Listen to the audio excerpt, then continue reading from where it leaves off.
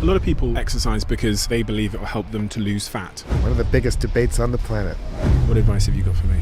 So this is not a well-known fact, but Daniel Lieberman. He studies and teaches How humans are supposed to live. Author and professor at Harvard University. Exercise. Disease, sleep, nutrition. He has the answers on all of those things that most of us care about. we evolved to be very physically active, working in the fields, hunting, gathering. But now we live in a world where only 50% of Americans ever exercise, and the rest of the world is headed our way. Cancers, depression, anxiety can attribute that to less physical activity. In fact, women who get 150 minutes of physical activity a week have about 30 to 50% lower breast cancer risks. I mean, it's crazy, right? The problem is that we spend 3% of our medical budget on prevention.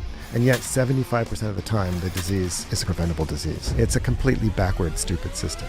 When you started writing this book about exercise, was there any instant changes that you implemented into your own life? Strength training. The more I study the importance of doing weights, especially as you age, the more I start kicking myself for being lazy about that.